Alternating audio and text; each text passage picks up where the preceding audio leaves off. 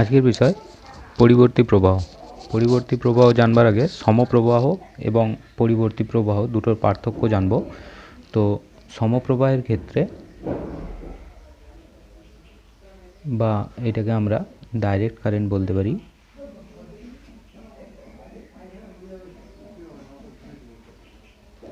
তো ডাইরেক্ট কারেন্টের ক্ষেত্রে যদি আমরা কিছু লেখচিত্র আঁকি বোঝা যাবে কীরকম হয় ব্যাপারটা। তাহলে এই বরাবর আমরা টি নিতে পারি, এই বরাবর ধরে নিচ্ছি আমরা প্রবাহ আই ডিনোট করছি, এটা যদি মূল বিন্দু হয়। তো সমপ্রবাহের লেখচিত্র আমরা এইরকম নিতে পারি, এক্স অক্ষের সমান্তরাল। এটা একটা সমপ্রবাহের লেখচিত্র হবে। আরও কিছু লেখচিত্র আসতে পারে, সেগুলো এইভাবে নিতে পারি আমরা। এটা ও বিন্দু আছে, এই বরাবর আই নেব, এই বরাবর টি নেব। তাহলে এক্ষেত্রে লেখচিত্রটা আমরা এইভাবে দেখাতে পারি। এক্ষেত্রে দেখতে পাচ্ছি যে এটা সময় সাপেক্ষে পরিবর্তিত হলেও ধনাত্মক দিকেই পরিবর্তিত হচ্ছে, ঋণাত্মক দিকে এটা পরিবর্তিত হয়নি, তাই এটাকে আমরা সমপ্রবাহ বলতে পারি। আবার যদি আরও একটা লেখচিত্র নেই, একই অক্ষ থাকবে, তো সেক্ষেত্রে এটাকে আমরা এইভাবে নির্দেশ করতে পারি। তাহলে এইটাও হয়ে যাবে এক্ষেত্রে সমপ্রবাহ। দেখা যাচ্ছে এর মানটা বাড়লে কমলেও এটা ধনাত্মক দিক বরাবরই বাড়ছে বা কমছে। নেক্সট আমরা যেটা আসবো সেটা হচ্ছে পরিবর্তী প্রবাহ,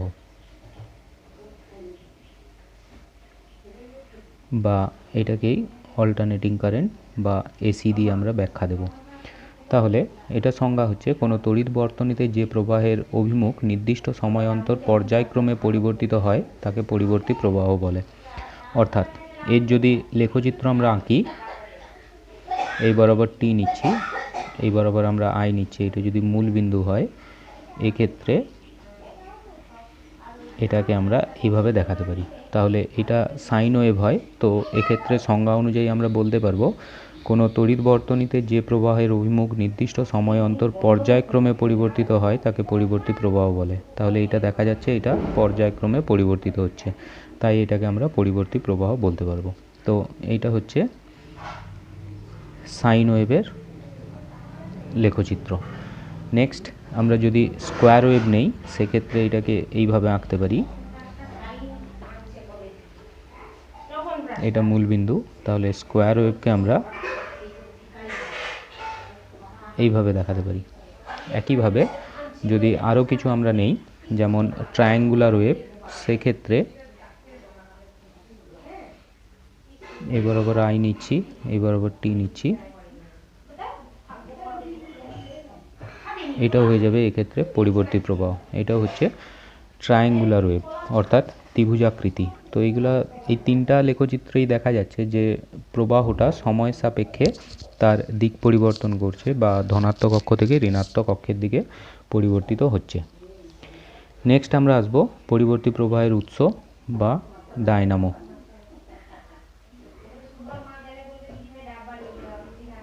তো ডায়নামো হচ্ছে এমন একটা যন্ত্র যে যন্ত্র যান্ত্রিক শক্তিকে তড়িৎ শক্তিতে রূপান্তরিত করে।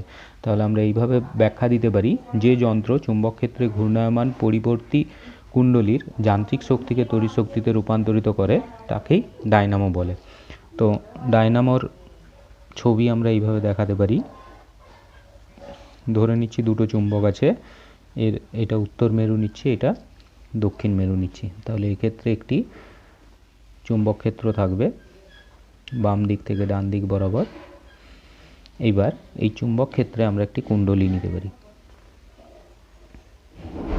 এটা ধরে নিচ্ছে একটি তড়িৎবাহী কুণ্ডলী।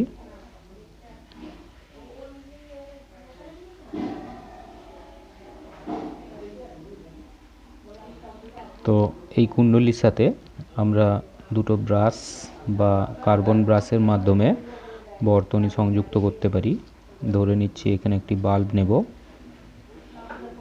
এবং এইখানে একটি কার্বনের মাধ্যমে বা ব্রাশের মাধ্যমে এই বাল্বটাকে যুক্ত করতে পারি। তাহলে যখন এই কুণ্ডলীটা ঘুরবে, সেক্ষেত্রে কি করবে, এই কুণ্ডলীটা চৌম্বক ক্ষেত্রকে ছেদ করবে, অর্থাৎ ফ্লাক্সের পরিবর্তন হবে।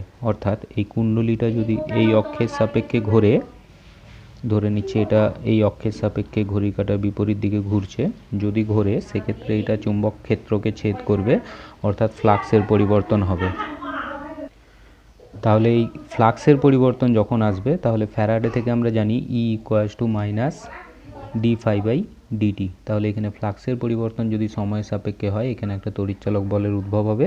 এই তড়িৎচালক বলের জন্য একটি প্রবাহ আসবে, সেটাকে আমরা তড়িৎ প্রবাহ হিসাবে নিতে পারবো। তো এইটাই হচ্ছে ডায়নামোর ডায়াগ্রাম এবং এটা এইভাবে কাজ করে। তো এইখানে দুটি রিং ব্যবহার করা হয়েছে, যেই দুটো রিং কি আছে এই ব্রাশের সাথে যুক্ত অবস্থায় আছে। যখন এটা ঘুরবে তখন এই ব্রাশের সাপেক্ষে এটা ঘষা হতে থাকবে। নেক্সট আমরা পরিবর্তী প্রবাহের তরঙ্গরূপের আকারে আসব। ধরে নিচ্ছি কুণ্ডলীটাকে আমরা এইরকম একটি ডট দিয়ে দেখাচ্ছি, এর এই পাশে একটি গোল করা থাকবে এবং এই পাশে এরকম হলো অংশ থাকবে। এটা যদি কুণ্ডলী নেই, এর বিভিন্ন অবস্থানের জন্য লেখচিত্র কীরকম আসবে সেটা আমরা এক্ষেত্রে দেখব। তাহলে যদি প্রথম ক্ষেত্রে কুণ্ডলী এই দিকে থাকে, অর্থাৎ চুম্বক ক্ষেত্রের সাথে ধরে নিচ্ছি 90 ডিগ্রিতে থাকে বা 0 ডিগ্রি, যে কোনোটা নিতে পারি, সেটা ডিপেন্ড করছে চুম্বক ক্ষেত্র কীভাবে আছে। তো যদি কুণ্ডলী এইভাবে থাকে সেক্ষেত্রে এর সাপেক্ষে আমরা লেখচিত্র নিতে পারি। এই বরাবর নিচ্ছি হচ্ছে আই, এই বরাবর নিচ্ছি টি।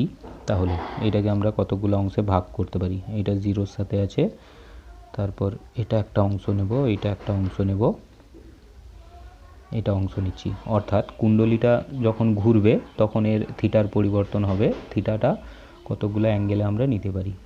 তো প্রথম নিচ্ছি হচ্ছে 0 ডিগ্রি, তারপরে 90 ডিগ্রি, তারপরে 180, 270 ডিগ্রি আর 360 ডিগ্রি। তাহলে রোটেশন কমপ্লিট হবে। তাহলে প্রথমে এটা ধরে নিচ্ছি যে চুম্বক ক্ষেত্রের সাথে এটা 0 ডিগ্রিতে আছে। 0 ডিগ্রিতে থাকলে সেক্ষেত্রে প্রবাহটা থাকবে না, অর্থাৎ এটা 0 থেকে উঠবে। তাহলে এটা যখন 0 to 90 ঘুরবে, এটা এইভাবে কুণ্ডলী পাক অনুযায়ী এটা এইখান পর্যন্ত আসবে। তারপর এটার প্রবাহ হয়ে যাচ্ছে এইভাবে, অর্থাৎ এটা ঘড়ির কাঁটার বিপরীত দিকে আমরা ঘোরাচ্ছি। তারপর এটা আবার নিচের দিকে নামবে, অর্থাৎ এক্ষেত্রে এইখানে যে ছবিটা আসবে, নিচে ডট আসবে, উপরে হলো আসবে। আবার এটা এইভাবে এসে এই রকম উঠবে, তখন কি হবে, কুণ্ডলীটা এই রকম আকৃতিতে যাবে এবং লাস্টের অংশে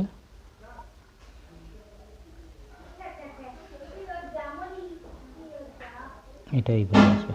যদি আসে সেক্ষেত্রে প্রবাহটা এইভাবে আমরা ডিনোট করতে পারি।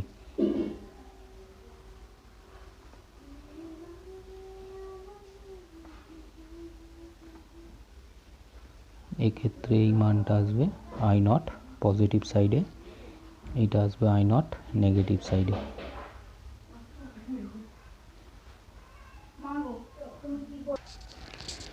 নেক্সট আমরা পরিবর্তী প্রবাহের রাশিমালা নির্ণয় করব। নির্ণয় করবার জন্য আমরা ধরে নিচ্ছি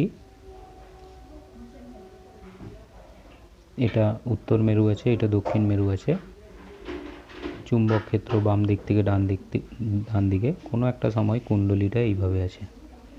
তাহলে কুণ্ডলীর লম্ব হয়ে যাবে এই দিক বরাবর। তাহলে এক্ষেত্রে চুম্বক ক্ষেত্র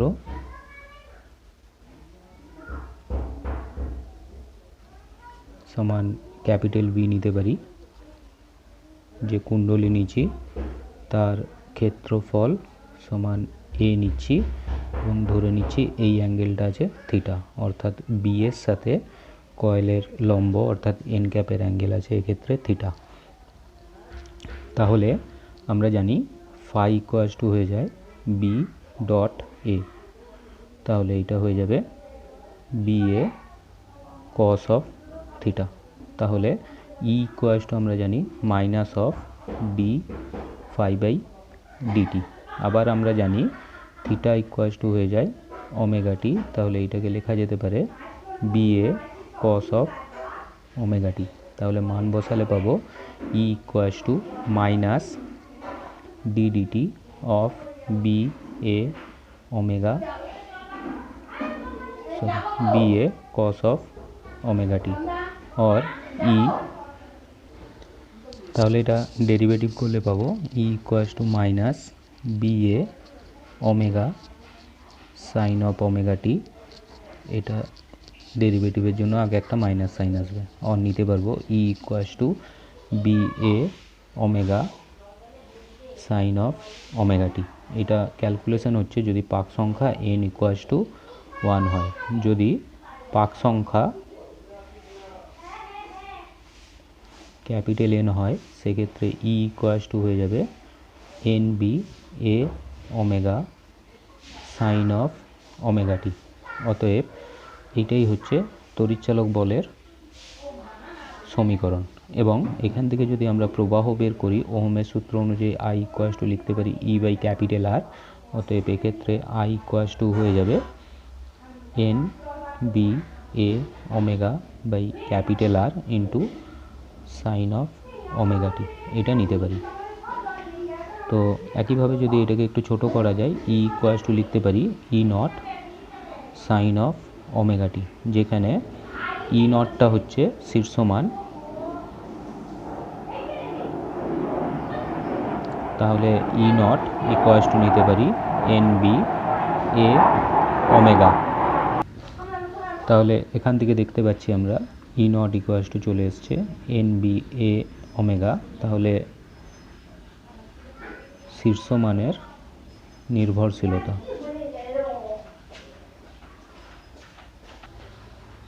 শীর্ষমান কোন কোন বিষয়ের উপর নির্ভর করবে সেটা আসছে প্রথম ই প্রপোর্শনাল টু এন, অর্থাৎ পাক সংখ্যা বাড়লে শীর্ষমানের মান বাড়বে। 2 নাম্বার হচ্ছে E not proportional to B, চুম্বক ক্ষেত্রের মান বাড়লে এটা বাড়বে। 3 নাম্বার হচ্ছে E not proportional to omega. 4 number E not proportional to A. অর্থাৎ এই 4টা ফ্যাক্টরের উপর কি হবে, শীর্ষমানের মানটা নির্ভর করবে। কার কার উপর? প্রথম হচ্ছে পাক সংখ্যা বাড়লে শীর্ষমান বাড়বে, চুম্বক ক্ষেত্রের মান বাড়লে শীর্ষমান বাড়বে, কৌণিক বেগের সাথেও এটা বৃদ্ধি পাবে এবং ক্ষেত্রফলের সাথেও এটা বৃদ্ধি পাবে। তাহলে আমরা ফাইনাল এক্সপ্রেশন পেয়েছি E equals to E not sine of omega t. তো এক্ষেত্রে দশা আসবে হচ্ছে, যদি ফাই দিয়ে ডিনোট করি phi equals to omega t, আর দশা পাঠ শীর্ষমান নেব সমান হয়ে যাবে এক্ষেত্রে ই নট। আয়ের ক্ষেত্রে I equals to I not sine omega t নিতে পারি, যেখানে আই নট ইকুয়ালস টু হচ্ছে N B A omega by capital R. তাহলে এক্ষেত্রেও দশা হয়ে যাবে ওমেগা টি এবং শীর্ষমান হয়ে যাবে আই নট। তাহলে দশা পার্থক্য নিতে পারি কার কার মধ্যে, ই এবং আই এর মধ্যে। যেহেতু দুটোই ওমেগা টি করে আছে তাই দশা পার্থক্য সমান এক্ষেত্রে হয়ে যাবে omega t minus omega t equals two 0। Next নেব পর্যায়কাল। যেহেতু ওমেগা পেয়ে গেছি, ওমেগা ইকুয়ালস টু আমরা জানি 2 পাই বাই ক্যাপিটাল টি, অতএব এক্ষেত্রে পর্যায়কাল টি ইকুয়ালস টু হয়ে যাবে 2 পাই বাই ওমেগা। আর কম্পাঙ্ক আসবে, যদি এটাকে আমরা স্মল এফ দিয়ে ডিনোট করি, small F equals to 1 by T equals to এটা হয়ে যাবে ওমেগা বাই 2 পাই। এসি বর্তনী চিহ্ন ওটাকে আমরা এইভাবে ডিনোট করতে পারি, বা এটাকে আমরা এইভাবেও ডিনোট করতে পারি। এটা হচ্ছে এসি বর্তনীর বর্তনী চিহ্ন।